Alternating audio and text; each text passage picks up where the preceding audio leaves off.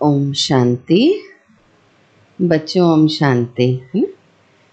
आज विशेष सभी के लिए, लेकिन खास बच्चों के लिए, युवाओं के लिए एक बहुत अच्छा कार्यक्रम यहाँ पर आयोजित कर रहे हैं।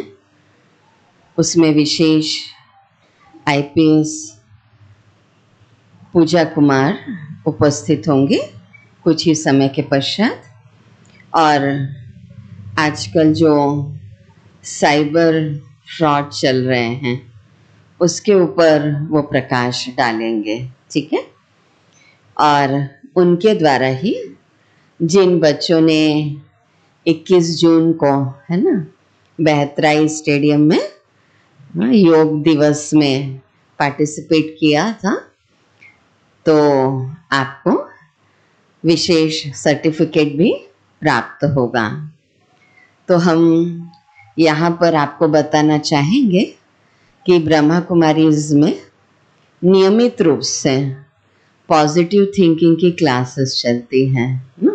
ध्यान से सुनना बच्चों। उनके द्वारा तो सुनेंगे ही, लेकिन हम लोग भी एक रूहानी सेना के अंतर्गत आते हैं, ठीक है। और बच्चे ध्यान से सुन रहे हैं। जब मैम भी बताएंगी ना तो बहुत अलर्ट होके बैठना, है ना, ताकि लगेगा देखो बच्चे कितने ध्यान से सुनते हैं, ना। तो आप सब बाल संस्कार शिविर वाले बच्चे हैं। अच्छा, कितने प्यारे लग रहे हैं आप लोग। तो ऐसे ही शांति से बैठना। और विशेष कोई युवा भी आते हैं ना, गौरी बहन, तो उनको सामने बिठा सकते हैं चेयर में भी। सब परमात्मा बच्चे हैं, लेकिन आजकल ज़्यादा शिकार मोबाइल के अधीन कौन हो रहे हैं बताओ? सभी हो रहे हैं वैसे, बुजुर्ग क्या, युवा क्या, बच्चे क्या, लेकिन फिर भी ज़्यादा नाम किसका लेते हैं? युवाओं का, है ना। बच्चों का मतलब युवाओं का। तो कई गलत गतिविधियां हो जाती हैं, जिसके कारण फिर हम उस पश्चाताप से भी नहीं निकल पाते हैं। तो इसीलिए पुलिस प्रशासन ने ये बहुत अच्छा कार्यक्रम रखा है, और हम पुलिस प्रशासन के साथ ही मिलकर के ये कार्य कर रहे हैं। तो अब सबको लगने लगा कि ब्रह्मा कुमारियाँ केवल आत्मा परमात्मा का ज्ञान नहीं देती हैं, है ना, बल्कि जो समाज में अनैतिकता फैली हुई है उससे भी बचाने की सेवा परमात्मा हम बच्चों के द्वारा करवा रहे हैं, है ना। हम भी अपने आप को परमात्मा के क्या कहते हैं? बच्चे कहते हैं। तो आप सब भी बच्चे हैं, लेकिन हम भी क्या हैं? बच्चे हैं। किसके? भगवान के। तो जब वो गीत सुनते थे कि हम भी अगर बच्चे होते, नाम हमारा होता क्या क्या, है ना, और खाने को मिलते लड्डू, और दुनिया कहती हैप्पी बर्थडे टू यू, वो गीत आता है। तो मुझे हमेशा लगता है कि मैं बच्ची ही बनी रहूं, क्योंकि बच्चों में क्या होती है? मासूमियत होती है, भोलापन होता है। लेकिन जब मैनेजमेंट में आते हैं, एडमिनिस्ट्रेशन में आते हैं, तो थोड़ा सा रूप क्या हो जाता है? बदल जाता है ना। लेकिन अंदर की वो मासूमियत, भोलापन हमेशा बना रहना चाहिए, है ना। इसका हमेशा हमें ख्याल रखना है, ठीक है। और गौरी बहन 1 मिनट इधर आएंगे। इस बात का ध्यान रखना है हमको कि हमारे द्वारा कोई ऐसे कर्म न हो जिसका प्रभाव समाज पर गलत पड़े।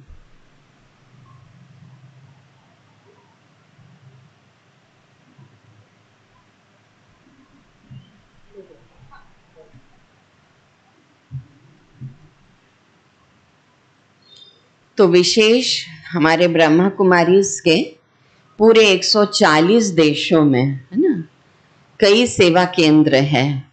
लगभग 9000 से भी अधिक छोटे बड़े सेवा केंद्र हैं, जहाँ पर नियमित रूप से आध्यात्मिक मूल्यों के ऊपर क्लास कराई जाती है। तो जिस विषय पर हमारी है ना आईपीएस मैम प्रकाश डालेंगी, तो थोड़ा सा उस पर हम चर्चा कर लेते हैं कि अभी एक बहुत सुंदर अभियान चल रहा है, चेतना। कौन सा? चेतना, है ना। अतुल्य बिलासपुर, सुरक्षित बिलासपुर। और इसमें जो आज पाठशाला चलेगी वो है साइबर की पाठशाला, साइबर फ्रॉड जो हो रहे हैं उसकी पाठशाला। और साइबर अपराध से बचने के लिए हम लोगों को क्या क्या उपाय अपनाने चाहिए, इस विषय पर भी प्रकाश डाला जाएगा। सुरक्षित पासवर्ड का उपयोग करें, ठीक है। आप लोग को तो सब पता होगा ना, जानते सब आप लोग मोबाइल के बारे में। कौन कौन जानते हैं सब? मुझे नहीं है नॉलेज ज़्यादा, लेकिन मैं बता सकती हूँ बस, है ना। तो सुरक्षित पासवर्ड का उपयोग करें। समय समय पर अपना पासवर्ड क्या करते रहें? बदलते रहें। किसी के साथ साझा न करें, कितनी भी क्लोज फ्रेंड हो। कई बार देखा जाता है कि बच्चे ही आके हमसे शेयर करते हैं कि दीदी मेरी बहुत अच्छी फ्रेंड थी, है ना, या फ्रेंड था, उसने मुझे धोखा दे दिया और मैंने उसके साथ सब बातें शेयर कर ली थी, है ना। कई चीजें ऐसी होती हैं। तो इसीलिए समय समय पर पासवर्ड बदलते रहें और किसी के साथ साझा न करें।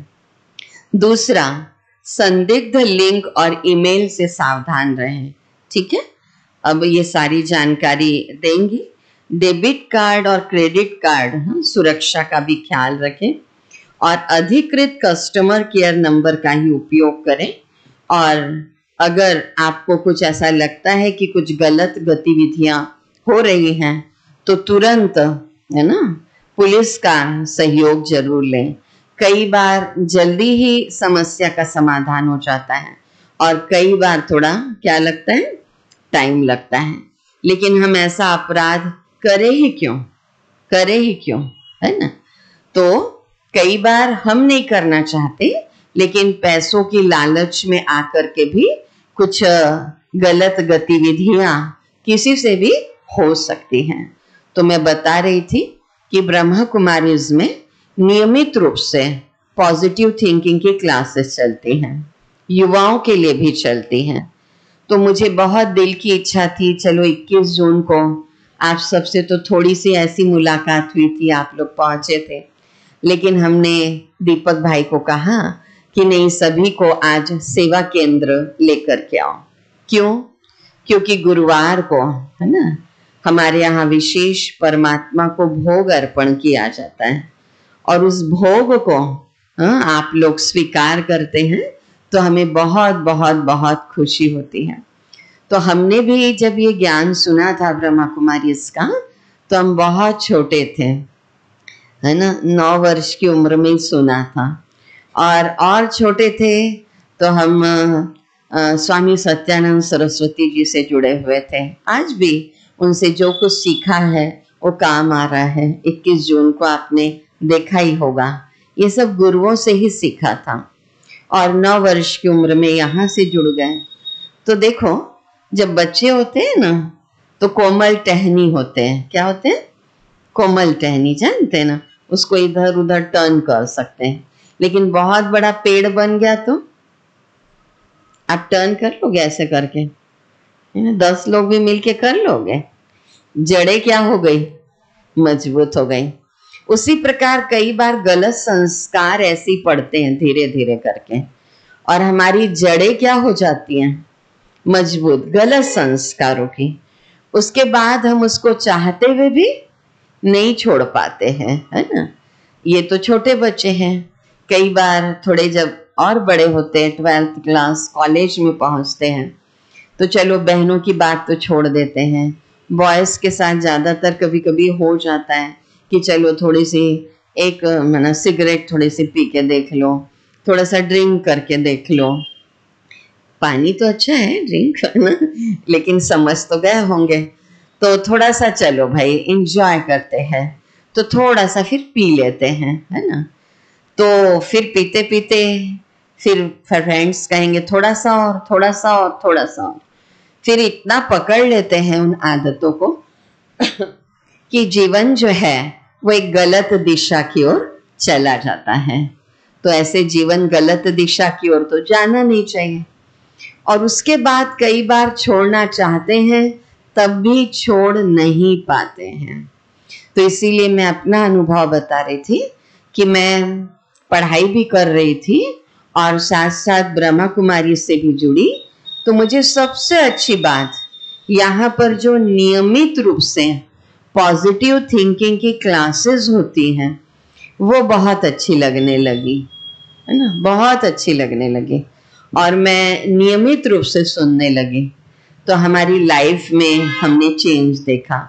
हम नहीं कहेंगे आपको कि आप कोई ऐसी ब्रह्मा कुमारी बन जाओ, सफेद ड्रेस पहन लो। आप लोग को कुछ करना है, आगे बढ़ना है ना, जॉब करना है, आप ये सोचते हो। लेकिन फिर भी कई बार ऐसा लगता है ना कि हमारी विल पावर डेवलप होनी चाहिए, है ना। कई बार हम छोटी छोटी बातों में बहुत कमजोर से हो जाते हैं और लगता है मैं नहीं कर पाऊंगी, मैं नहीं कर पाऊंगा। तो मेडिटेशन से हमारी विल पावर जनरेट होती है और पॉजिटिव थिंकिंग की क्लासेस से हमारी विल पावर जनरेट होती है। तो इस प्रकार हमें ध्यान रखना है कि हमारा मनोबल सकारात्मक रूप से इतना बढ़ जाए कि हमारे जीवन में कोई विपरीत परिस्थिति भी आए तो उसका सामना हम कुशलता पूर्वक कर पाए ना। सबके जीवन में आती है कोई न कोई परिस्थितियां, लेकिन हमारा आत्मबल नहीं होता, मनोबल नहीं होता तो हम हिल जाते हैं। और जब हिल जाते हैं तो ऐसा महसूस होता है नहीं, अब ये जीवन का पड़ाव मैं पार नहीं कर सकती, पार नहीं कर सकता। और बाई चांस माता पिता का सपोर्ट मिलता है या दोस्तों का सपोर्ट मिलता है तो हम फिर आगे बढ़ जाते हैं। लेकिन मैं अपनी बैटरी इतनी चार्ज कर लूं कि मुझे किसी के भी सपोर्ट की आवश्यकता ना पड़े। लेकिन ऐसा तो हमारे साथ हो नहीं पाता। हमको लगता है कोई हमारे साथ हमेशा क्रोध में बोलता है तो हमको लगता है ना कि इसी बात को थोड़ा प्यार से बोल देते तो क्या होता। किसको किसको ऐसा लगता है। कभी कभी माँ ही हो, पिताजी हो, दोस्त हो, पड़ोसी हो, लगता है कि यही बात अगर प्यार से बोल देते तो अच्छा रहता। हाथ उठाओ, किसको किसको ऐसा लगता है। चिल्ला के बोला ना, गुस्से से बोला ना, प्यार से बोलते तो मैं मान लेता, लेकिन क्रोध में बोला ना तो अच्छा नहीं लगा मुझे और फिर दिन भर हम उदास हो जाते हैं ना। अब देखो उसके अंदर तो क्रोध का भूत आ गया तो आपके अंदर तो उदासी का भूत नहीं आना चाहिए ना, लेकिन आ गया। क्यों? क्योंकि हमारी बैटरी क्या थी, डिस्चार्ज थी। है मोबाइल सबके पास नहीं है? मोबाइल लेके आए हो? अच्छा, जब पूजा मैम का लेक्चर चलेगा ना तो सब अपना मोबाइल साइलेंट में कर लेना। हाँ, सब हम ही लोग थोड़ा सा ऑन रखेंगे क्योंकि पता चल जाएगा। तो मैं गायत्री बहन से भी अब कहना चाहूंगी, है ना, कि अब एक शुरुआत 5 मिनट के बाद भी कर सकते हैं। तो हम इस प्रकार अपने जीवन में हमेशा हमेशा ख्याल रखें कि परमात्म शक्ति, परमात्म मदद हमें बहुत आगे बढ़ाती है। तो मैं बात कर रही थी मोबाइल की, है ना। मोबाइल को रोज चार्ज करते कि 10 दिन में करते हैं कि 1 महीने में करते हैं? रोज करते हैं, है ना। लगता है कर ले चार्ज। कब करते हैं ज्यादातर आप चार्ज मोबाइल को? फुल चार्ज कब करते हैं? मॉर्निंग, जब डिस्चार्ज हो जाती बैटरी तब? नहीं, आप मॉर्निंग में कर लेते हैं क्योंकि आपको बाहर निकलना होता है। ज्यादातर मैं मॉर्निंग में करती हूँ। हाँ, आप नाइट में करती हो, लगा के छोड़ देती हो, तो फिर तो खतरा है। रात को लगा के नहीं करना, फिर तो बैटरी पूरी चार्ज हो गई और आप सो गई तो, है ना। तो इसीलिए बैटरी को चार्ज करना है, मोबाइल की भी और स्वयं की भी। तो ज्यादातर मैं मॉर्निंग में उठी, 4 बजे उठी मान लो 4:30 बजे उठी या 5 बजे उठी, तो मैं मोबाइल को चार्जिंग में लगा देती हूँ। और स्नान करते तक क्या होता है, मोबाइल चार्ज हो जाता है। फिर दिन भर के लिए क्या रहेगी, बैटरी चार्ज रहेगी, फुल रहेगी। तो मुझे बार बार चार्ज करने की आवश्यकता नहीं पड़ेगी। उसी प्रकार आत्मा की भी बैटरी कब चार्ज कर लेना चाहिए, मुझे ऐसा लगता है मॉर्निंग में ही कर लेना चाहिए। तो पूरे जो हमारे ब्रह्मा कुमारी के सेवा केंद्र हैं, तो हम लोग सुबह ही अपनी बैटरी को क्या करते हैं, चार्ज करते हैं। एक तो मॉर्निंग में हम लोग मेडिटेशन करते हैं, ठीक है, आधा पौन घंटा। जैसे सब दीदियां उठ जाती हैं और 4 से लेके 4:45 बजे तक या 5 बजे तक मेडिटेशन करते हैं ग्रुप में, ठीक। तो हमने मेडिटेशन से अपनी बैटरी चार्ज की। उसके बाद सेंटर की व्यवस्था वगैरह सब कर लेते हैं। और फिर पॉजिटिव थिंकिंग की क्लास होती है यहाँ रेगुलर मॉर्निंग में, है ना। 6:30 बजे से मेडिटेशन 6:15 बजे से ही शुरू हो जाता है आम पब्लिक के लिए, है ना। फिर वो मेडिटेशन उनको करवाते हैं 6:30, कोई आता है कोई 6:45, कोई 7 बजे तक। फिर 7:15 बजे से पॉजिटिव थिंकिंग की क्लासेस होती हैं, ठीक। अब हमने अपनी बैटरी डबल चार्ज की, मैं कहूँगी ट्रिपल चार्ज की। एक तो नींद से की, अच्छी नींद हो गई तो चार्ज हो जाते कि नहीं। फिर दूसरा मेडिटेशन किया, फिर चार्ज हो जाते कि नहीं। और फिर तीसरा पॉजिटिव थिंकिंग की क्लासेस करके, तो हम डबल ट्रिपल चार्जिंग प्रोसेस में क्रिया के क्षेत्र में आ जाते हैं। हम कर्म करते हैं तो हमारे कर्म कैसे हो जाएंगे। नहीं, युवाओं को इधर बिठा दो, दादा बैठो, हाँ इधर बिठा दो, पृथ्वी इधर सामने कुर्सी में। आज सब युवाओं को सामने बैठ, नहीं दादा गुप्ता दादा आप बैठे रहो, मैं वो चौधरी दादा को बोली, हाँ। तो हम डबल ट्रिपल चार्जिंग प्रोसेस में क्रिया के क्षेत्र में आ जाते हैं। तो हमारी क्रिया कैसे हो जाएगी, श्रेष्ठ होगी कि नहीं होगी। आप नींद से अपनी बैटरी चार्ज किए, दूसरा मेडिटेशन से चार्ज किए, और तीसरा पॉजिटिव थिंकिंग की क्लासेस करके आपने अपनी बैटरी को क्या किया, चार्ज किया। अब आप ट्रिपल चार्ज हो गए, तो आपके कर्म कैसे हो जाएंगे अच्छे। देखो, आप लोगों के लिए प्रोग्राम करना था, है ना। तो विशेष ये पुलिस प्रशासन का प्रोग्राम, उसके साथ ब्रह्मा कुमारी सहयोगी। लेकिन हम लोग तो रोज ही ये वाला कार्य कर रहे हैं कि लोगों को साइबर फ्रॉड से कैसे बचाएं। न हम खुद फ्रॉड करते हैं, न किसी को करने देते हैं। लेकिन कभी कभी हम सब कुछ लालच में फंस जाते हैं, है ना।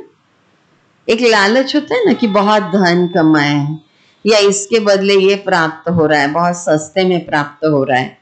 तो एक लालच होता है इंसान के अंदर, तो वो फंस जाता है उसमें। आपको भाई क्यों कोई 100 रुपए के बदले 200 रुपए देगा, बताइए। उसके पास बहुत रखा हुआ है क्या, ऐसे ही पेड़ लगा है, हाँ।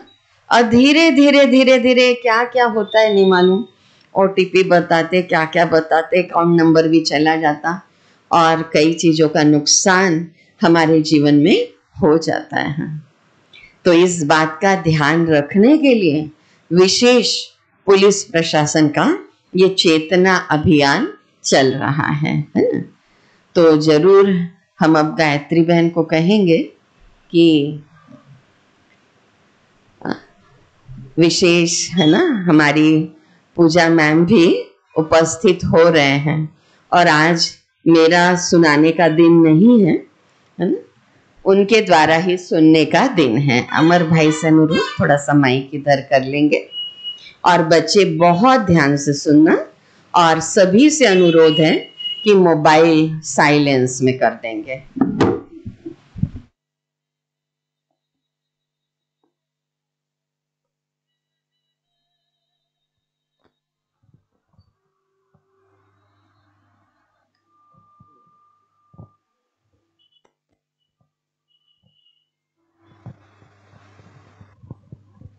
तो ओम शांति। कुछ ही देर में हमारी बहुत ही एक क्या कहें, जिनका आईक्यू लेवल भी बहुत उच्च स्तर का है, पूजा मैम कुछ ही देर में आप सभी के बीच में उपस्थित होंगी और आज विशेष साइबर की पाठशाला आपके बीच लगेगी। सामने की ना प्रीति बहन इधर फुल कर दीजिए पूरी चेयर। गौरी बहन और प्रीति बहन से अनुरोध है कि जो 3 चेयर खाली है, इधर चेयर खाली है, सामने की आप फुल कर दीजिए। जिनको भी आपको पीछे से बिठाना है, कुमारियों को बिठा सकते हैं, जो कम उम्र वाले हैं, युवा हैं, उनको आप आगे बिठा सकते हैं।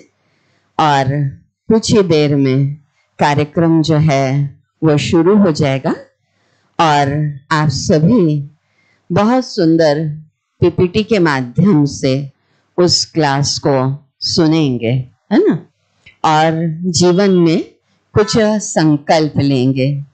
तो युवा अवस्था एक वायु की तरह होती है ना, युवा उल्टा करे तो वायु, है ना। और वायु जब तीव्र आवेग में आती है, तीव्रता के साथ, तो क्या करती है, उड़ा के ले जाती है ना। तो ये युवा अवस्था में भी नेगेटिव थॉट्स या वेस्ट थॉट्स बहुत ज़्यादा चलते हैं, है ना? कई बार हम अपने आप को संभाल नहीं पाते हैं, और जब संभाल नहीं पाते हैं तो लगता है कि क्या करें, जीवन का अंत कर लेते हैं। मैंने एक उदाहरण सुना था कि किस प्रकार साइबर फ्रॉड में ही कुछ ऐसी गतिविधियां हुई जिससे एक बच्ची बहुत डिप्रेशन में चली गई और उसका वीडियो एक गलत तरीके से वायरल हो गया था। तो उसने मतलब अपने माता पिता के साथ भी शेयर करना चाहा कई बातों को, लेकिन जब वीडियो लीक हो गया तो उसके पिताश्री ने खुद ही सुसाइड कर लिया। फिर माँ ने भी सुसाइड कर लिया और उसके पश्चात उस बच्ची ने भी। तो कई घटनाएं हमारे जीवन की ऐसी घटित हो जाती हैं। तो क्या आत्मा की कभी हत्या होती है क्या? कहते आत्महत्या कर ली। नैनम छिदन्ति शस्त्राणि नैनम दहति पावक न चैनम क्लेदयन्ते आपो न शोषयति मारुतः। आत्मा की कभी हत्या नहीं होती है, शरीर को खत्म करते हैं, ठीक है। तो इसीलिए ध्यान रखें कि इस जीवन के बाद पुनः जीवन आएगा, फिर बच्चे बनेंगे जाकर के, फिर किसी माँ के गर्भ में जाएंगे। तो क्यों ना इसी उम्र में हम अपने लाइफ की चार्ज अपने हाथ में ले लें। क्यों हम दूसरों के हाथ में अपने लाइफ की चार्ज देते हैं कि वो मेरे पर क्रोध करता है ना, तो हमें क्रोध आ जाता है। हमारे बीच में पूजा मैम उपस्थित हो चुकी हैं। आपके आने से घर में कितनी रौनक है। हम खुश हुए, हम खुश हुए। आपके आने से घर में कितनी रौनक है। आपको ताली बजती रहे।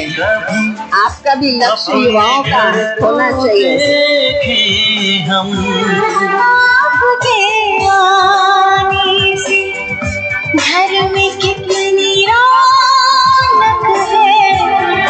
आपको देखे कभी अपने घर को देखे हम खुश हुए, हम खुश हुए, हम खुश हुए, हम खुश हुए, हम खुश हुए, हम खुश हुए।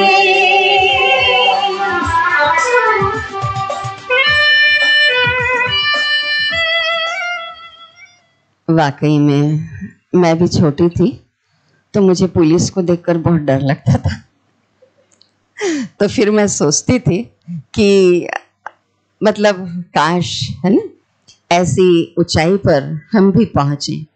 लेकिन पुलिस प्रशासन के द्वारा ये जो अभियान चलाया जा रहा है उसमें हम पुलिस प्रशासन के इतने नज़दीक आते जा रहे हैं और वो हमारे इतने नज़दीक आते जा रहे हैं। स्कूल क्या, कॉलेज क्या, मोहल्ला क्या, कोई भी सामाजिक संगठन क्या, तो वाकई में हमारे एसपी सर ने ये जो अभियान छेड़ा है चेतना का, तो इसका एक दूसरा चरण प्रारंभ होने जा रहा है, साइबर फ्रॉड।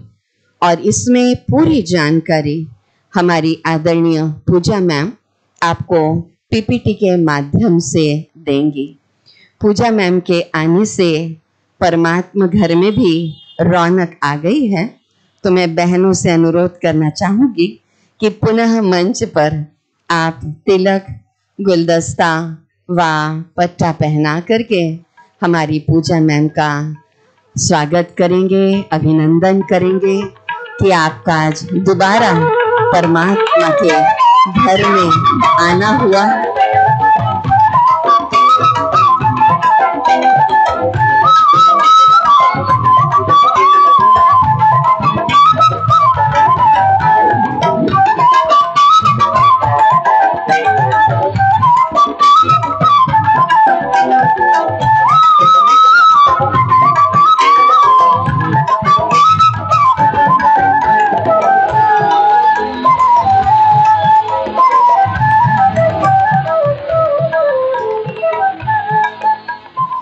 अभी बस हम 1 मिनट परमात्मा स्मृति में बैठते हैं और उसके पश्चात हमारी आदरणीय पूजा मैम जो आईपीएस है और विशेष सिटी कोतवाली में सीएसपी के पद पर कार्यरत हैं और साइबर फ्रॉड से सुरक्षा साइबर की पाठशाला आज लगेगी ब्रह्मा कुमारीज राजकिशोर नगर सेवा केंद्र में।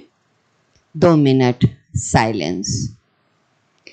अनुभव कीजिए कि मैं एक चैतन्य शक्ति आत्मा भ्रुकुटी के मध्य एक दिव्य प्रकाश अनुभव कीजिए और ये प्रकाश पूरे शरीर में फैल रहा है और इस शांत वातावरण में मुझे पूजा मैम से जो भी बातें हमारे फायदे के लिए सुनने को मिलेगी, हम उसका श्रवण बहुत प्यार से करते हुए उसे जीवन में धारण करेंगे। चारों ओर परमात्मा प्रकंपन फैल चुके हैं। विशेष आज युवा वर्ग भी हमारे सम्मुख है और युवा वर्ग भी परमात्मा प्रेरणा प्राप्त करेंगे और इस कलयुगी संसार में हमें किस प्रकार अपना जीवन व्यतीत करना है, साइबर फ्रॉड से बचकर रहना है, इस शिक्षा को हम बहुत शांति से ग्रहण करेंगे। केवल यही भाव कि ईश्वर अपने साथ है तो डरने की क्या बात है। ईश्वर अपने साथ है, डरने की क्या बात है। सदा सफलता साथ हमारे, हाथ में उसके हाथ है। ईश्वर अपने साथ है, डरने की क्या बात है। शांति शांति शांति। ओम शांति ओम शांति ओम शांति। मैं पूजा मैम को बताना चाहती हूँ कि आज आपके बीच में विशेष फिजिकल एकेडमी के बच्चे उपस्थित हैं और अभी कुछ दिन पहले बाल संस्कार शिविर यहाँ पर आयोजित हुआ था मई में, तो वो भी बच्चे बैठे हैं, युवा भी हैं, बुजुर्ग भी हैं, माताएं बहनें भी हैं। आज विशेष सभी का संगम है। तो अभी हम पावर पॉइंट प्रेजेंटेशन के माध्यम से आदरणीय पूजा मैम से सुनेंगे साइबर की पाठशाला में चेतना विरुद्ध साइबर फ्रॉड।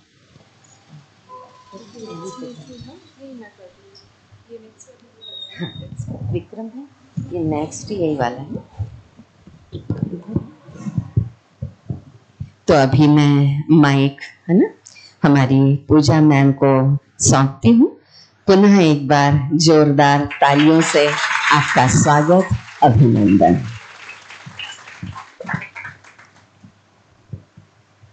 सबसे पहले बहुत बहुत धन्यवाद मंजू दीदी और पूरे ब्रह्मा कुमारी टीम जो हमारे चेतना अभियान के साथ शुरू से पूरी तरह से समर्पित है, जुड़ी हुई है। और आज मुझे बहुत ही अच्छा वैरायटी क्राउड मिला जहाँ पे स्टूडेंट्स हैं, एडोलेसेंट एज ग्रुप, बच्चे हैं, बुजुर्ग लोग भी सारे हैं हमारे बीच में। तो इस जो कार्यक्रम में मैं कुल 20 से 25 मिनट बताऊंगी आपको साइबर क्राइम्स के बारे में। और इस पूरे प्रोग्राम का ये उद्देश्य है कि आप अवेयर हो और दूसरों को भी साइबर फ्रॉड्स और क्राइम्स के बारे में अवेयर करें। और यही हमारा चेतना अभियान है जिसके अंतर्गत हम लोग विभिन्न पहलुओं में जो कि समाज से संबंधित है और अपराध से संबंधित है उसके इंटरसेक्शन को हम लोग टैप करके उसमें विभिन्न प्रोग्राम लेकर आए हैं, जिसमें से सबसे पहले चरण में हमारे द्वारा यातायात की पाठशाला की गई थी, जहाँ पे यातायात संबंधी जो भी नियम कानून है जो पब्लिक को पालन करना चाहिए उसके बारे में जागरूकता अवेयरनेस बताया गया विभिन्न माध्यमों से। और अब जो दूसरा चरण शुरू हो गया है वो साइबर फ्रॉड के बारे में है। और इसी तरह से अलग अलग चरण होंगे, जैसे महिला संबंधी अपराध, बालक विरुद्ध अपराध, इसके साथ साथ संगठित अपराध, नशे से ग्रसित लोगों के ऊपर भी एक अभियान किया जाएगा। तो कुल ये चेतना का अगर हम लोग मतलब समझे तो इसका मतलब होता है अवेकनिंग कॉन्शियसनेस इंग्लिश में।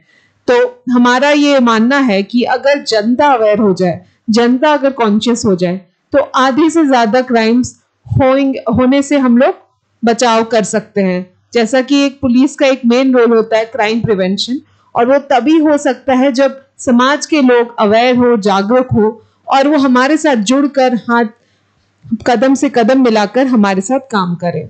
और जो साइबर फ्रॉड्स है वो तो बहुत ही महत्वपूर्ण है, क्योंकि इसमें क्या है कि प्रिवेंशन बहुत जरूरी है। अगर आप सजग है, आप जागरूक है, आप जानते हैं कि किन तरीकों से ये जो साइबर फ्रॉडस्टर फ्रॉड करने की तरकीब लेकर आए हैं उसके बारे में आप अवेयर हो तो आपके साथ फ्रॉड नहीं होगा। और इसमें ये जरूरी है, ये जो साइबर क्राइम साइबर फ्रॉड है, इस पीपीटी के माध्यम से विभिन्न साइबर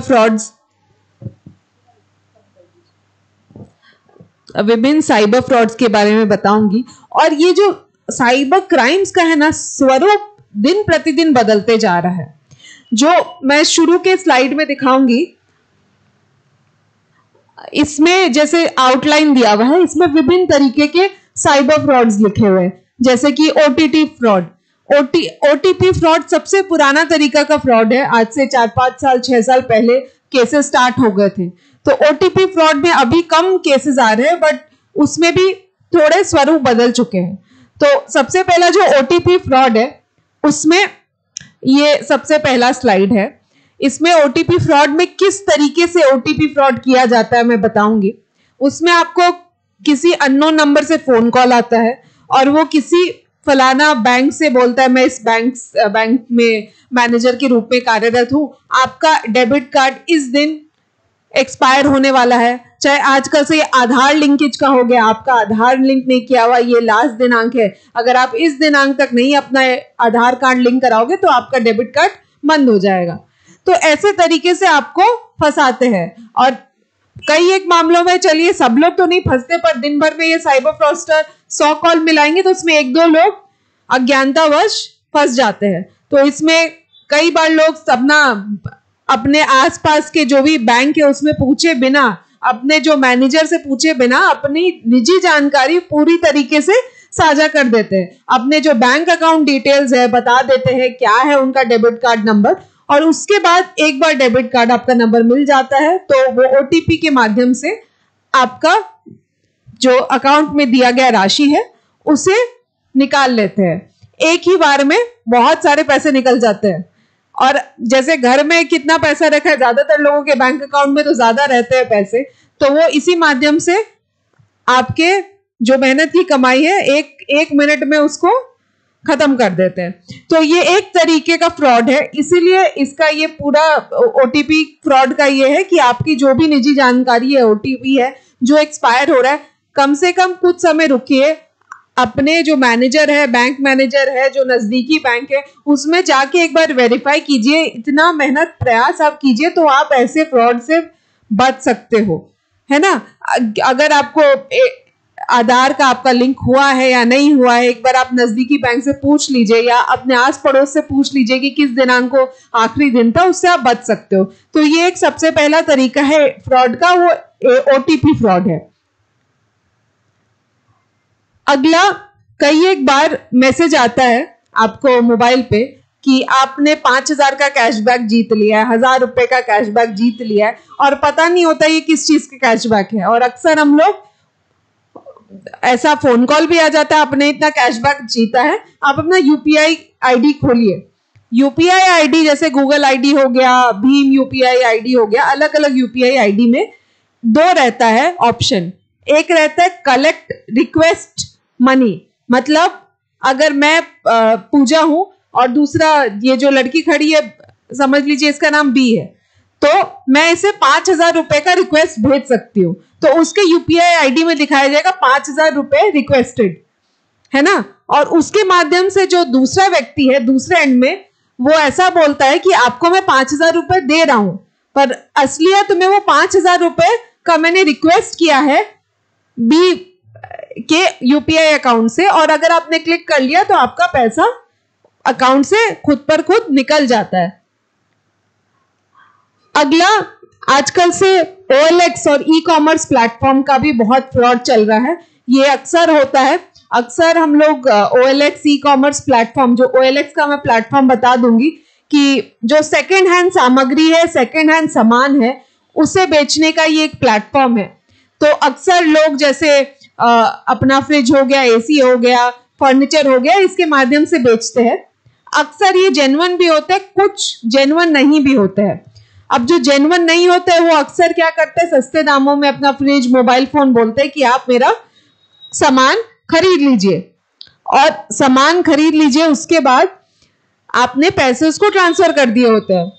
आपको पता नहीं वो व्यक्ति यहाँ का रहने वाला है, कहाँ का रहने, बस उसका मोबाइल नंबर है, और फ्रॉडस्टर तो अपना मोबाइल नंबर तत्काल फ्रॉड करने के बाद तो बंद ही कर लेता है।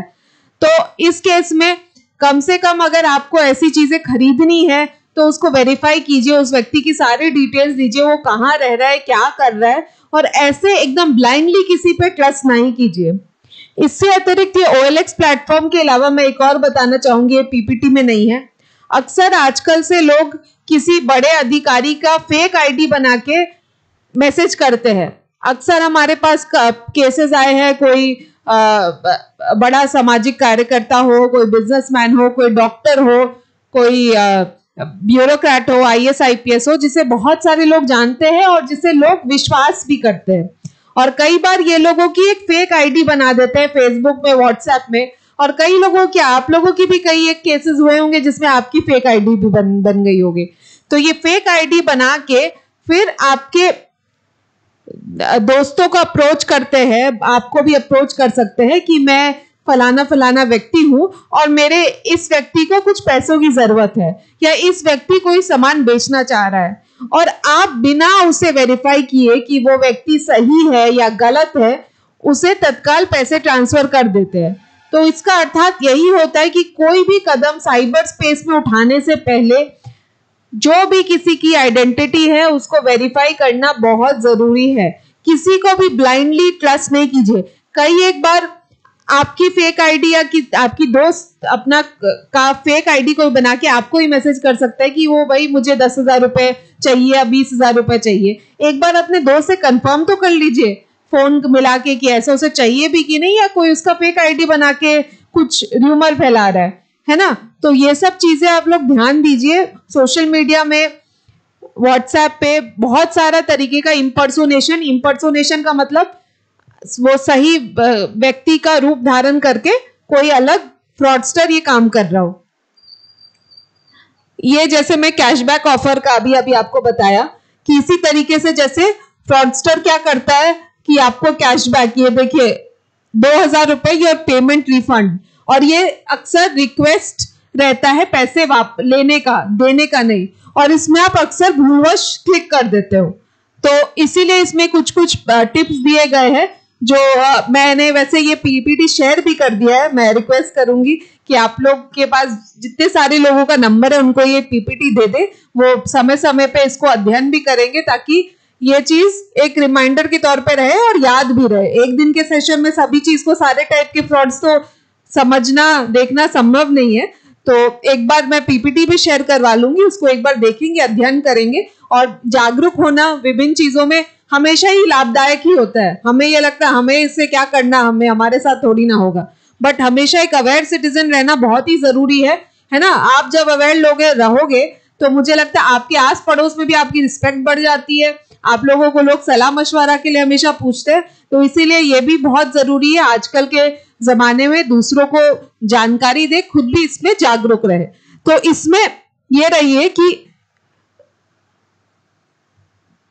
कि इसमें क्या जो रिक्वेस्ट आता है, अक्सर जब रिक्वेस्ट पर मनी आता है, जैसे मैंने आपसे 5,000 रुपए का रिक्वेस्ट दिया तो उसमें आपको पिन अपना एंटर करना पड़ता है, और अगर मैंने आपको 5,000 रुपए ट्रांसफर किया उसमें तो कोई पिन एंटर करने की जरूरत नहीं होती है। तो ये एक पर्टिकुलर टिप दिया गया है। एक और तरीका है ये स्क्रीन शेयरिंग ऐप। अब ये स्क्रीन शेयरिंग ऐप का मैं बताती हूं। अक्सर आपको मैसेजेस आते होंगे कि आपका इतना राशि बकाया है, इतना इलेक्ट्रिसिटी बिल आपने इतना समय तक जमा नहीं किया, आज आखिरी दिन है, इस लिंक पे क्लिक कीजिए और आपका इलेक्ट्रिसिटी बिल जमा कीजिए। और अक्सर हम लोग भूलवश क्लिक भी कर सकते हैं। वो अननोन लिंक होता है, पता नहीं रहता कहां से आया, कैसे आया, और शायद आपको फोन कॉल भी आ जाता है कि मैं बिजली ऑफिस से फोन कर रहा हूं, आपकी इतनी राशि बकाया है और आज आखिरी दिन पैसे देने का है, या आपकी कुछ लोन का ईएमआई बकाया है, आपका आखिरी दिन बाकी है पैसे देने का। तो इसमें क्या करते हैं, कई बार लोगों को लगता है अरे कैसे पे करें, तो दूसरे एंड में जो व्यक्ति होता है बोलता है मैं आपकी मदद कर दूंगा। और मदद कैसे करूंगा, वो बोलेगा कि आप ये डाउनलोड कर लीजिए ऐप। और ये 2-3 तरीके के ऐप होते हैं, जैसे कि ऊपर लिखा हुआ है quick support app, team viewer app और एनी डेस्क ऐप। ये जो 2-3 टाइप के ऐप्स होते हैं, ये आप एक बार अगर डाउनलोड कर लीजिए, मतलब समझ लीजिए मैंने आपको बोला ऐप डाउनलोड करने को और आपने इन तीनों में से एक कोई ऐप डाउनलोड कर लिया।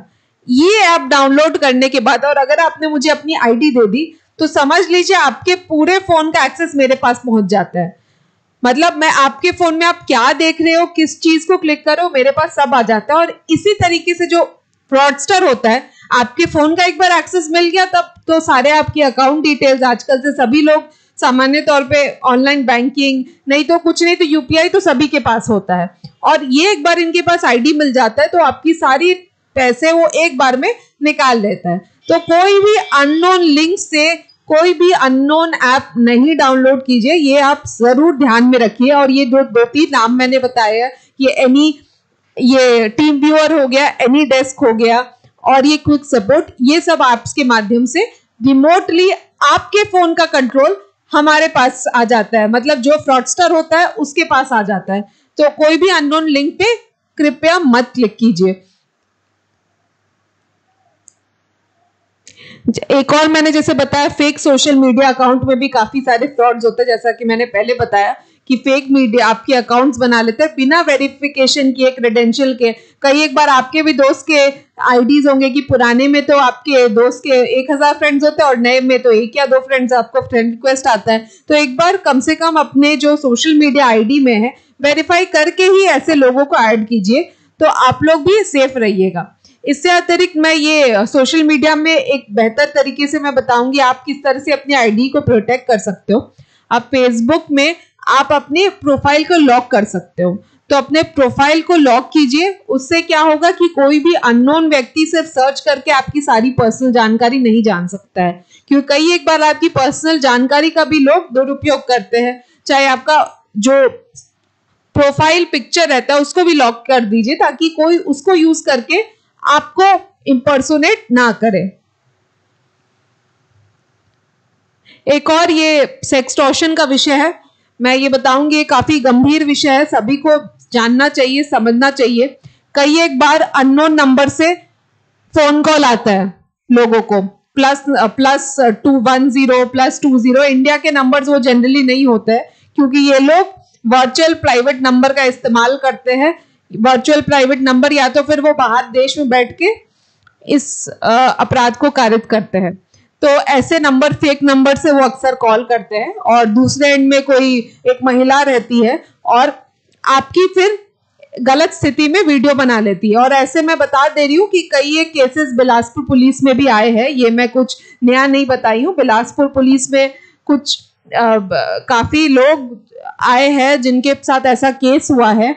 और होता क्या है ऐसे अपराधों में कि इतना शर्म एसोसिएटेड रहता है कि कई एक बार ये ब्लैकमेलिंग में फंस जाते तो आ भी नहीं पाता। जब रकम बहुत ज्यादा हो जाती है, 50 लाख 1 करोड़, तब जाके इनके पास जब कोई रास्ता नहीं बचता है तब जाके वो पुलिस से संपर्क करते हैं। तो कोई भी अननोन नंबर से वीडियो कॉल एक्सेप्ट नहीं करना है, उसको बिल्कुल तुरंत डिनाई कर देना है। ये एक मोडस ऑपरेंडी है, आजकल से काफी ट्रेंड में आ गया है, तो इसको भी सभी लोग ध्यान में रखेंगे। उसके बाद जैसा कि मैंने बताया, फेक प्रोफाइल पिक्चर्स का भी बहुत सारे केसेस आ रहे हैं, तो इसको वेरीफाई करने के बाद ही क्रेडेंशियल्स आप लोग एक्सेप्ट कीजिएगा।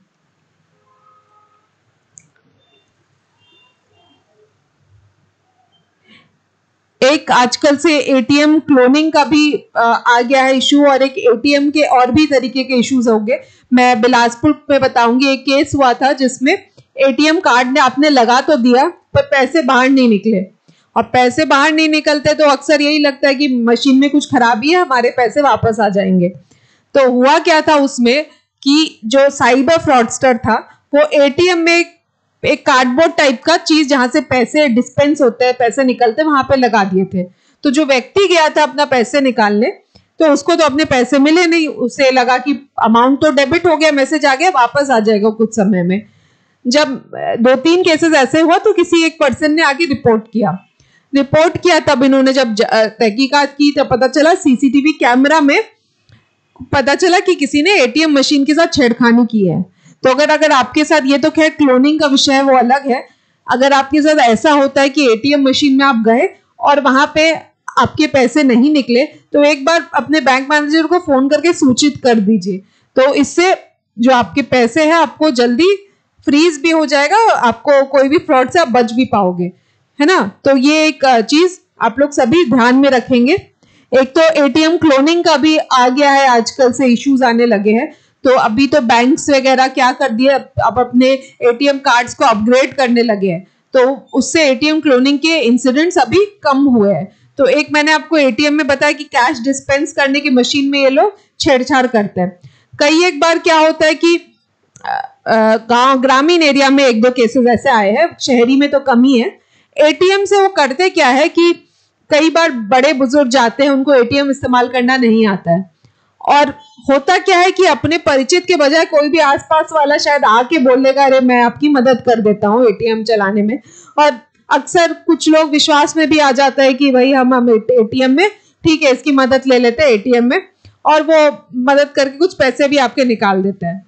और इस बीच में वो करता क्या है, कई बार केसेस में आया है कि वो आपके कार्ड को बदल देता है, कोई और कार्ड दे देता है, और आप भी ध्यान में नहीं रखते हो। अब भाई जिस व्यक्ति को मैं बता रही हूँ कि अगर वो इतना जागरूक नहीं है, एटीएम मशीन नहीं चलाना चाहता हो, कई एक बार उसको अपना कार्ड भी पहचान करना नहीं आता हो, तो एटीएम की निजी जानकारी या एटीएम किसी भी अननोन व्यक्ति को मत दे। अक्सर कार्ड आपको इसी तरह से वो स्वैप या स्विच कर लेता है, तो इसको ध्यान में रखें। और इसके साथ साथ मैं साइबर फ्रॉड के अलावा ये भी बताऊंगी कि कई एक मामले उठाईगिरी के भी आए हैं।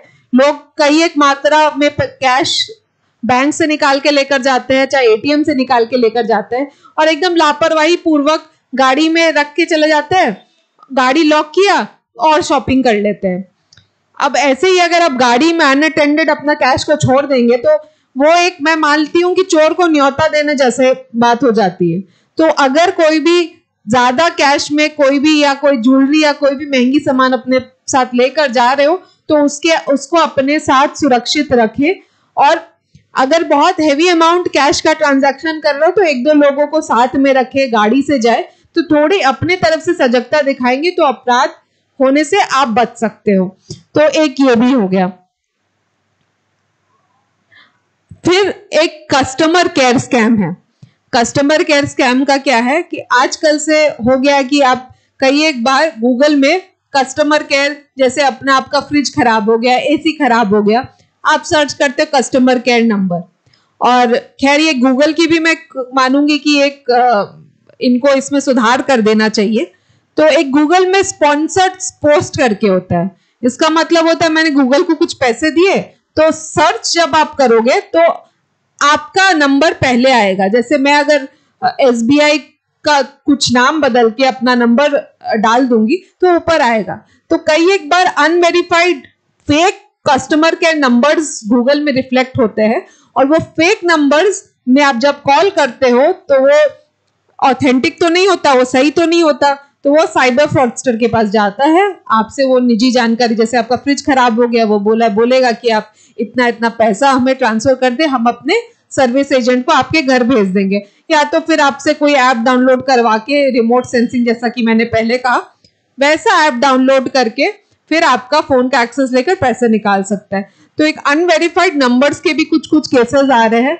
तो एक बार वेरीफाइड नंबर्स, कई बार आपके टोल फ्री नंबर्स का हार्ड कॉपी में रहता है, उस पर ज्यादा विश्वास करें। ये खैर रैंसमवेयर अटैक है, ये थोड़ा हाई एंड चीज आजकल से नया डेवलपमेंट हो गया है। मैं बताना चाहूंगी, खैर अभी तक जनता पब्लिक से, बिलासपुर में अभी तक इसका कोई भी केस नहीं आया, और मैं समझती हूँ छत्तीसगढ़ में भी नहीं आया।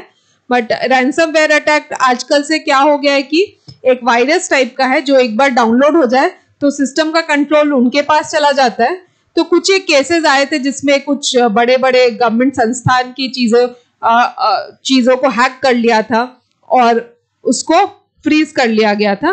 बट ये ऐसे अभी तक आम जनता के से रिलेटेड ऐसे कोई केसेस नहीं आ रहे, तो मैं इसको थोड़ा स्किप कर देती हूँ। ये एक जूस जैकिंग का एक नया तरीका आ गया है। अब ये जूस जैकिंग के भी केसेस यहाँ पे आए नहीं है ज्यादा, बट ये जो साइबर फ्रॉडस्टर जैसे एयरपोर्ट्स पे हो गया, कुछ रेलवे स्टेशन में जो पब्लिक चार्जिंग स्टेशन होते हैं, पब्लिक चार्जिंग स्टेशन जहाँ पे आपको चार्जर के साथ मिलता है, उसमें कई एक बार कुछ साइबर हैकर्स एक सॉफ्टवेयर लगा देते हैं जिसके माध्यम से आपकी फोन की सारी पर्सनल डेटा उनके पास चली जाती है। तो ये भी एक तरीका है, स्कैम का नया तरीका आ गया आजकल से। तो अननोन जगह से जैसे एयरपोर्ट्स वगैरह में, जहां पे आपको पता नहीं है कि उसका चार्जर इन्फेक्टेड हो या नहीं, वैसी जगहों पे अपनी फोन चार्जिंग ना करें। हाँ, तो ये एक लॉटरी फ्रॉड भी एक नया स्टार्ट हो गया है। इसमें कई एक बार आपको मैसेज आता है, फोन आता है कि आपने 5 लाख की लॉटरी जीत ली या आपने कोई गाड़ी जीत लिया। कई एक बार मैसेज आ जाता होगा और फोन कॉल भी आता होगा कि आपको ये गाड़ी 15 लाख की, आपको ये फलाना लॉटरी मिल गई है, आपका नंबर हमारे में फिल्टर हुआ और आप ही जीते हैं। और लगता भी होगा कि भाई कौन बनेगा करोड़पति के जमाने में, कि बन जाएंगे हम रातों रात करोड़पति। तो उसमें होता क्या, फिर आपको फोन करेंगे कि आपने जीत लिया है। फिर आपने थोड़ा इंटरेस्ट अगर दिखाया तो वो बोलेंगे कि आपने गाड़ी तो जीत ली, बट इसमें इतना टैक्स पटाना है, चाहे इतना रजिस्ट्रेशन पैसा लेना है। तो तो आप उनको पैसा दे दोगे।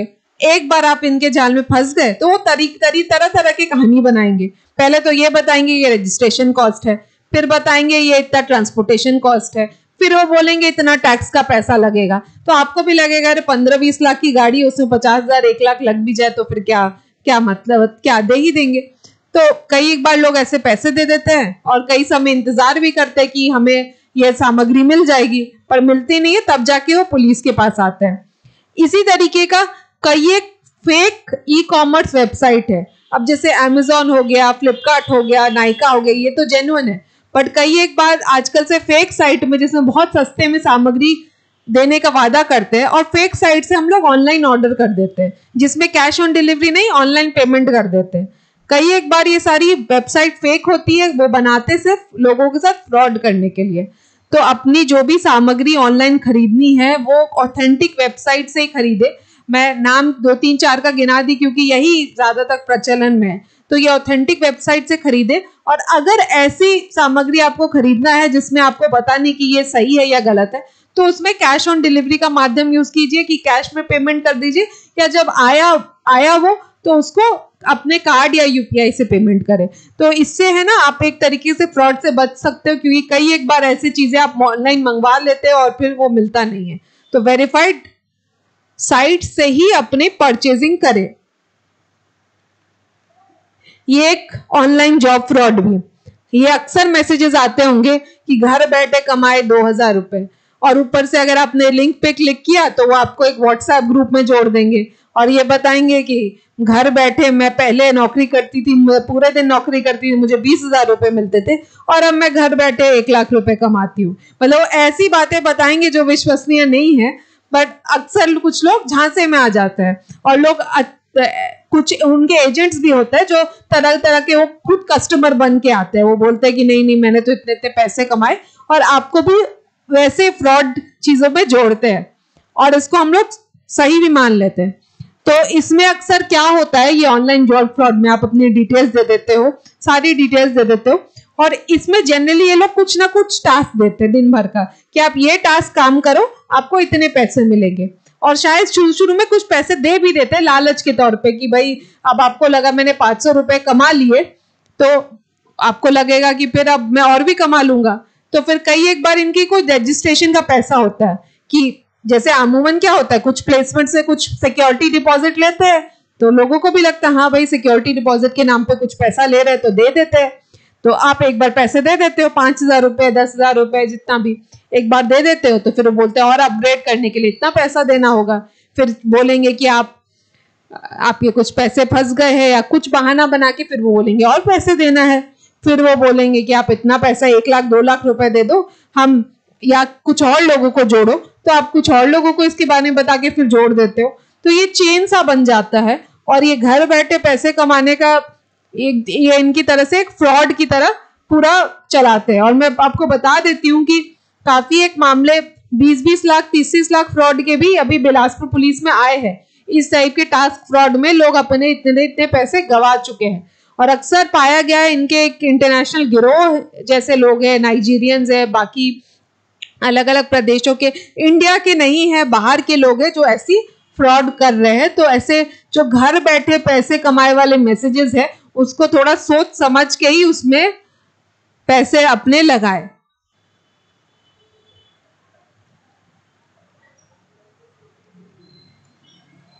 ये बच्चों के लिए कुछ साइबर सेफ्टी टिप्स है। यहाँ पे जितने छोटे बच्चे हैं घर पे मोबाइल फोन इस्तेमाल करते हो कि नहीं? क्या देखते हो फोन में? हाँ,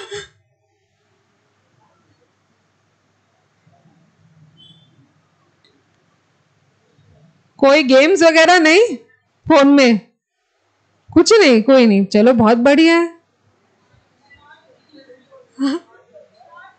हाँ, रील्स देखते होंगे, है ना? तो मैं साइबर फ्रॉड के अलावा ये भी बताना चाहूंगी, आजकल से जैसे कोविड के जमाने के बाद पेरेंट्स अब बच्चों को अपना फोन दे दिए, है ना, क्योंकि क्लासेस चलते थे तो फोन देना या लैपटॉप देना एक जरूरत बन गई थी। तो बच्चों सारे मैं बताना चाहूंगी कि फोन का अगर सही इस्तेमाल करो तो बहुत लाभदायक है, बहुत सारे एजुकेशनल वीडियोस मिलते हैं, ब्रह्मा कुमारी जी का भी कितने सारे प्रोग्राम्स ऑनलाइन मिलते हैं। तो इतने सारे अच्छे एवेन्यूज है वहाँ पे, बहुत सारे एजुकेशनल वीडियोस हैं ऑनलाइन अवेलेबल, बहुत सारे स्किल्स आप सीख सकते हो। तो बहुत सारी चीज़ें जो लाभदायक है, फ़ोन को उसको सही तरीके से इस्तेमाल करना बहुत ज़रूरी है। आप लोगों के लिए एक मैं कहूँ कि जो फ़ोन्स है, लैपटॉप्स एक दो धारी तलवार की तरह है। अगर आप उसको रील्स देखने के लिए यूज़ करोगे, अक्सर लोग एडिक्ट हो जाते हैं, रील्स देखते रहो तो आपको पता भी नहीं चलेगा आपके 1-2 घंटा 3 घंटा कहाँ निकल गया टाइम पास के तौर पे। और अक्सर रात में 10-11 बजे देखना शुरू करो तो बस 1-2 बज जाता है, लेट सोते हैं, लेट उठते हैं, अगला दिन खराब हो जाता है। तो एक साइकिल की तरह हो जाता है। तो सिर्फ साइबर फ्रॉड नहीं, बट एक लर्निंग की तरह है कि आप अपने फ़ोन को एक अच्छी तरीके से यूज़ कर सकते हो। तो उसको अच्छे तरीके से यूज़ करो तो आपके लिए बहुत लाभकारी है, बच्चों के लिए खासकर, है ना। रील्स के लिए खाली मत यूज़ करो, या चाहे गेम्स के लिए मत यूज़ करो, है ना। कुछ एजुकेशनल कंटेंट देखो, है ना। अपने कोर्स वर्क या जो भी क्लास में पढ़ रहे हो उसकी चीज़ें भी आजकल से यूट्यूब में, फेसबुक में बहुत अच्छे से आ गई है। इसके साथ साथ फेसबुक, सोशल मीडिया में इंस्टाग्राम आईडीज तो हम लोग बता देते हैं, और दोस्ती किसी से भी कर लेते हैं सोशल मीडिया में। किसी का भी फ्रेंड रिक्वेस्ट एक्सेप्ट कर लेते हैं बिना जाने समझे वो व्यक्ति कौन है, और काफी टाइम अपना पर्सनल जानकारी उसको साझा कर देते हैं, और उस पर इतना भरोसा हो जाता है। कई एक बार तो केसेस आए कि उसको पैसे भी ट्रांसफर कर दिए, दूसरा व्यक्ति को ना जानते ना पहचानते, बस भरोसे पे कि उसकी तबीयत खराब थी। या तो कई एक बार ऐसा होता है कि मैं तुम्हारे लिए गिफ्ट भेज रहा हूँ, पर कस्टम्स में बाहर से पकड़ लिया उसे, तो इतना पैसा देना पड़ेगा छुड़वाने के लिए। तो ऐसे बहाने बना बना के बेवकूफ बनाने के नई तरीके हैं। तो कोई भी अननोन लोगों को फेसबुक, इंस्टाग्राम में मत ऐड कीजिए, और अगर ऐड करते भी है तो उससे बात या अपनी पर्सनल जानकारी बिल्कुल साझा नहीं करना है, ये याद रखें। कोई भी अननोन, कोई भी व्यक्ति को नहीं अपने सोशल मीडिया अकाउंट में ऐड करें। तो ये सभी को जानना, बच्चों को खास करके बहुत जानना जरूरी है।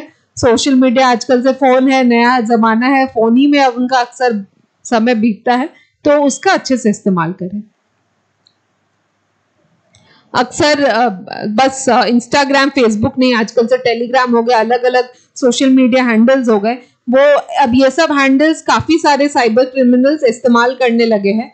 तो इसको भी, जो नए सोशल मीडिया हैंडल स्टार्ट हो गए इंस्टाग्राम, फेसबुक छोड़ के, उसको भी थोड़ा संभल के ही इस्तेमाल करें।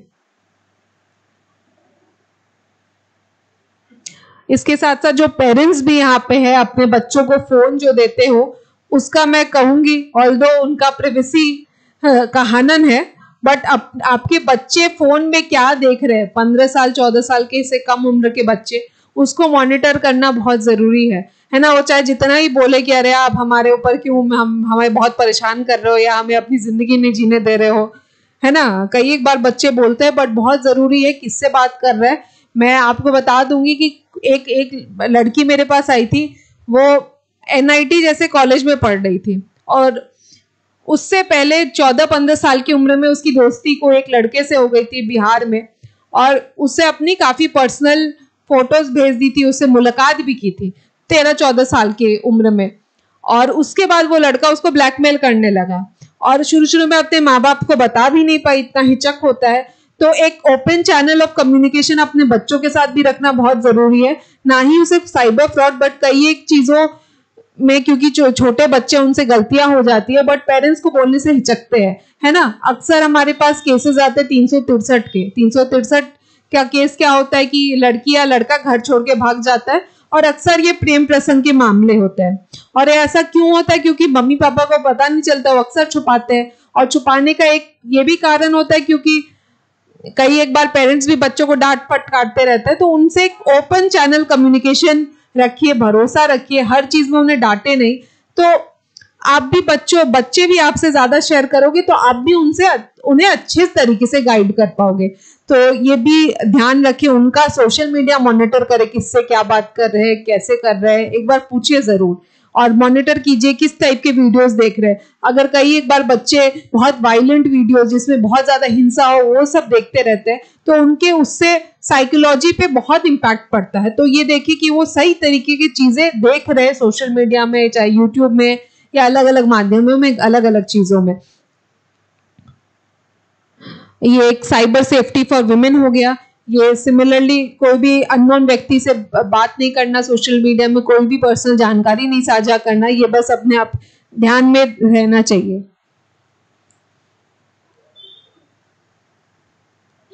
अक्सर ये सोशल मीडिया में मैं बताना चाहूंगी, डेटिंग एप्स का भी नया कल्चर स्टार्ट हो गया है। काफी सारे डेटिंग ऐप, बम्बल, टिंडर और काफी सारे हैं, नाम मुझे सारे के नहीं लेने चाहिए, बट उस ऐप के माध्यम से अननोन व्यक्ति से मिलते हैं और उसके बाद फिर जब मिलने जाते हैं तो कई एक तरीके से आप फ्रॉड के शिकार बन जाते हैं। तो कोई भी अननोन ये जो नए डेटिंग एप्स है, ये सब से आप प्लीज बच के रहिए। अब ये सब कई तरीके के फ्रॉड्स के बारे में बताया गया। एक और नया तरीका का फ्रॉड हो गया शेयर मार्केट, जैसे वो टास्क मास्टर का है share market fraud. Share market fraud के अक्सर मैसेजेस आते हैं कि आप इतना पैसा इतने दिन में दीजिए, 1 साल में आपका पैसा दुगना हो जाएगा, तिगुना हो जाएगा। और अक्सर भरोसे में हम लोग पैसा दे भी देते हैं कि इतना पैसा दोगुना तिगुना हो जाएगा, पर ये याद रखने की चीज है, जैसे कि लोग बोलते हैं कि जिंदगी में कोई शॉर्टकट नहीं होता, तो पैसे कमाने का भी इस तरह का आसान शॉर्टकट मेथड नहीं होता। तो इसको भी सभी लोग ध्यान रखेंगे। दूसरा, मैं ये सब के बारे में, अगर साइबर फ्रॉड हो जाता है फिर हम क्या करें, ये जानना जरूरी है। हर बचाव कर लिया, हो गया, बट चलिए गलती हो सकती है कभी भी किसी के साथ भी। तो अगर साइबर फ्रॉड हो जाता है तो इसमें हमारा सबसे महत्वपूर्ण रोल फास्ट रिस्पॉन्स का होता है। मतलब जिस समय आपका साइबर फ्रॉड हुआ, आप अपने नंबर्स बैंक अकाउंट का लेकर रखिए, जो बैंक मैनेजर का लेकर रखिए। अगर हुआ तो तत्काल कॉल कीजिए और बोलिए अगर आपके साथ कोई बैंक रिलेटेड फ्रॉड हो गया है तो तत्काल अपना एटीएम कार्ड फ्रीज कराए। और बस साइबर फ्रॉड नहीं, मैं ये बताना चाहूंगी, कई बार क्या हो जाता है कि आपका कोई सामग्री चोरी हो जाता है, वॉलेट चोरी हो जाता है, पर्स में चोरी हो जाता है, और आप रिपोर्ट लिखाने में अपने थाने पहुंच जाते हैं, ये भूल जाते हैं कि आपका क्रेडिट या डेबिट कार्ड भी उसके अंदर है ना। तो अगर आपका वॉलेट चोरी होता है या पर्स चोरी होता है महिलाओं का, तो ये ध्यान रखिए कि उससे साइबर फ्रॉड भी हो सकता है। चोरी के बाद आपका कार्ड का जानकारी लेकर पैसा भी निकाल सकता है। तो पुलिस केस तो चलिए करते रहेंगे, सबसे पहले वो आपको अपना कार्ड ब्लॉक करवाना है ताकि वो पैसे ना निकाल पाए। तो साइबर फ्रॉड का एक तरीका है, वो तो चोरी के बाद शुरू हुआ, तो ये ध्यान में रखेंगे। अगर ऐसे कोई भी होता है तो आपका जो महत्वपूर्ण जो भी जानकारी है या फोन है, तो फोन को लॉक भी करवा सकते हैं। तो अगर ऐसी चोरी भी होती है तो उसमें फोन लॉक करना, चाहे कार्ड को लॉक करना बहुत जरूरी है, तो ये ध्यान में रखिएगा। दूसरा, अगर आपका फ्रॉड होता है, अपने मैनेजर को बता दिया, तो एक हेल्पलाइन नंबर भी है 1930। मैं फिर से रिपीट करूंगी, हेल्पलाइन नंबर है 1930। उसमें आप कॉल करेंगे और उससे आपका जो प्रोसेस है फ्रीजिंग का, जैसे आरोपी के पास पैसे चले गए तो उसको फ्रीजिंग का जो ऑप्शन होता है, उससे वो अकाउंट को फ्रीज भी कर देता है।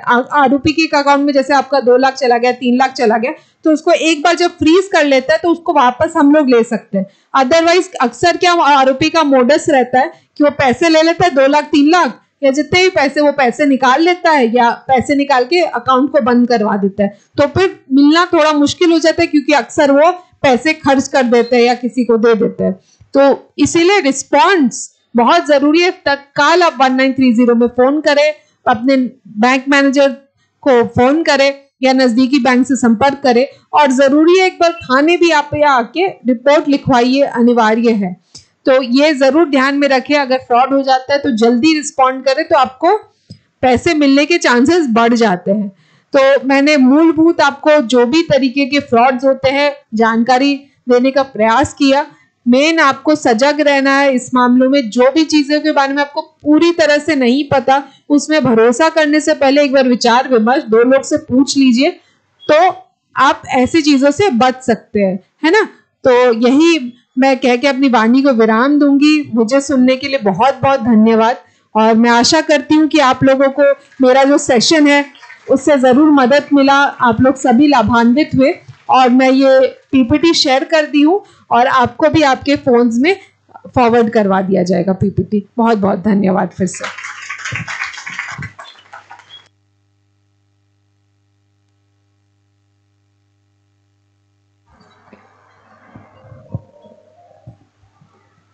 बहुत ही सुंदर, अच्छा लगा ना। कई जानकारियाँ हमें प्राप्त होती हैं और इससे बहुत कुछ सीखने को हमें मिलता है।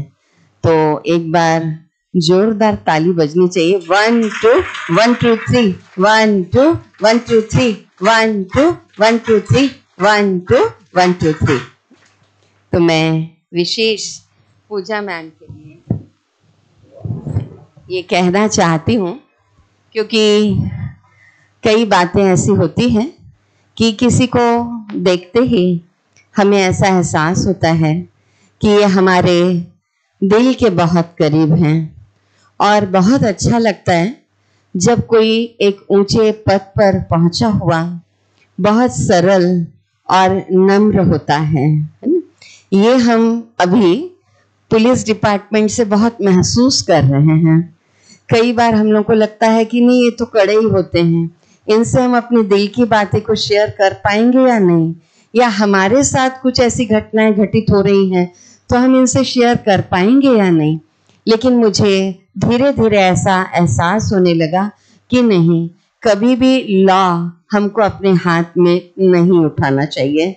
यह एहसास हुआ, और ब्रह्मा कुमारीज में तो ये सिखाया ही जाता है कि लॉ और लॉ दोनों का क्या रखें, बैलेंस रखें। और जब हम बैलेंस रखते हैं तभी आगे बढ़ते हैं। तो कल भी बहुत अच्छा CMD कॉलेज के प्रांगण में प्रोग्राम हुआ था। आदरणीय SP सर आए थे, और उनके द्वारा भी इस अभियान को बहुत बल मिल रहा है, और इनकी पूरी टीम लगी हुई है। और कई मंच पर पूजा मैम के साथ बैठना हुआ तो एक दिल में इनकी छवि जैसे कि बस गई। और कई बार मैं कहती हूँ कि मुझे कोई शेरो शायरी लिख करके दे दो, लेकिन मज़ा नहीं आता मुझे जब दिल की गहराई से कोई बात किसी के लिए निकलती है तो बहुत अच्छी लगती है। तो वही स्मृति आ गई कि चेहरे पर अश्कों की लकीर बन गई, जो न चाहा था वही तकदीर बन गई। हमने तो रेत पर चलाई थी उंगलियां, देखा तो पूजा मैडम की तस्वीर बन गई, देखा तो पूजा मैम की तस्वीर बन गई। आज ब्रह्मा कुमारी जीवन में आने के बाद भी मैं बहनों से शेयर करती हूँ, या मेरे मोबाइल में भी आप देखेंगे कि मैं ये हमेशा देखती रहती हूँ कि IPS स्टूडेंट्स कैसे इंटरव्यू देते हैं, IAS स्टूडेंट्स कैसे इंटरव्यू देते हैं। मैं उनके कॉन्फिडेंस को देखती हूँ, वो कैसे बोलते हैं, और मुझे उससे भी बहुत बल मिलता है। क्यों? क्योंकि ठीक है, हमने भी जीवन में पढ़ाई की, अच्छे से पढ़ाई की, और पढ़ाई पढ़ने के बाद भी एक लगा कि जीवन कुछ आध्यात्म की दिशा की ओर चले जाएं। जैसे पूजा मैम बता रही थी, तो मेरे साथ भी एक बार जब मैं प्रिंसिपल के पद पर थी तो मैं 5-6 पेरेंट्स को अटेंड कर रही थी, colonel's academy of radiant education. वहाँ पर भी हम लोग ये साइबर फ्रॉड का प्रोग्राम रखने वाले हैं। तो मैं जब थी वहाँ मिल रही थी 5-6 पेरेंट्स से एक साथ, और उसी समय नोकिया मोबाइल जो है वो निकला था। और मेरे बर्थडे में मतलब सेवा केंद्र पर आने वाले मेरे अति स्नेही बहन ने, भाई ने वो गिफ्ट मुझे किया था। हालांकि मैं मना कर रही थी कि मुझे मत दो, मुझे नहीं अच्छा लगता, अभी भी मुझे मोबाइल में कई चीज़ें नहीं आती, बिल्कुल नहीं आती। लेकिन अब वो नोकिया मोबाइल था, उस समय का बड़ा उसका क्रेज था, है ना। अब वो रखा हुआ था, किसी पेरेंट ने उसको चुपचाप ले लिया और वो लेके चला गया। क्योंकि मेरे सामने 5-6 पेरेंट्स बैठे हुए थे, लेकिन मेरा शक एक के ऊपर ही जा रहा था कि इसी ने लिया है, पता नहीं क्यों ऐसा लग रहा था। फिर मैंने, जैसे मैम ने सारी बातें बता दी, प्रैक्टिकल जो बातें घटित होती हैं वो भी आपको अच्छी लगेंगी, तो मैंने फिर अपने ही फ़ोन पर दूसरे के फ़ोन से कॉल किया। तो 2-3 बार तो रिंग गई, उसके बाद जैसे मैम ने बताया कि वो लोग फिर अपना फ़ोन स्विच ऑफ कर देते हैं, मेरा भी स्विच ऑफ कर दिया। लेकिन मैं सच कहूँ, मैं मेडिटेशन में या अंदर से ऐसे इस प्रकार का बोल रही थी कि ये मोबाइल मुझे ज़रूर मिलेगा वापस। कोई उस चीज़ से मोह करके बात नहीं थी, लेकिन आज एक स्कूल में जिसमें आपका बच्चा पढ़ रहा है और आप मेरे से मिलने आ रहे हैं, मैं वाइट ड्रेस में ही आपको नैतिकता की बातें बता रही हूँ, मूल्यों की बातें बता रही हूँ, और उसी स्कूल में आके आपने ऐसा कर्म कर लिया। मैंने अपने डायरेक्टर सर से भी कहा, सर मुझे 5-6 में उसी व्यक्ति के ऊपर शक जा रहा है। तो सर ने भी मुझे कहा कि आप ऐसे कैसे सोच रही हो सकता है वो गलत होगा। लेकिन मैंने लगातार उनके मोबाइल पर मैसेज भेजना शुरू कर दिया दूसरे के मोबाइल से कि मुझे मालूम है मेरा मोबाइल आपके पास ही है, आप अगर डायरेक्ट मुझे लाके नहीं दे सकते हैं तो हमारे आप किसी भी सेवा केंद्र में छोड़ दें। 2 दिन बीता और लगातार जैसे हम उनको मैसेज भेज रहे थे और उनका भी कॉन्शियस जैसे जाग गया। पुलिस में हालांकि हमने रिपोर्ट की थी, लेकिन उन्होंने दूसरे सेवा केंद्र में वो मोबाइल लाके दे दिया और वो मुझे मोबाइल वापस मिल गया।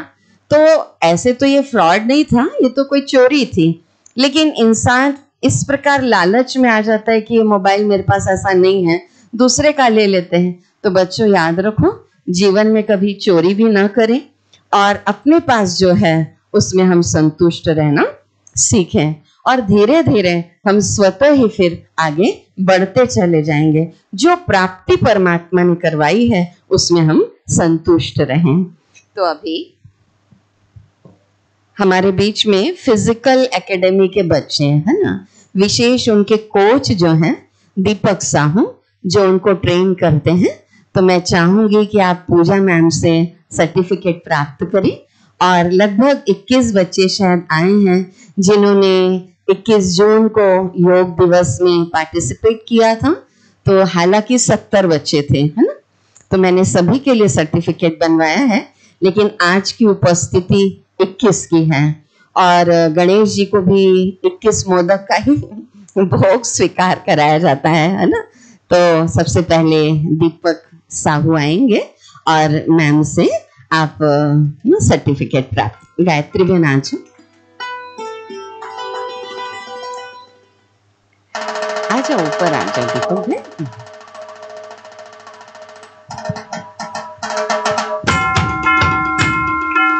ताली बजाएंगे जोरदार।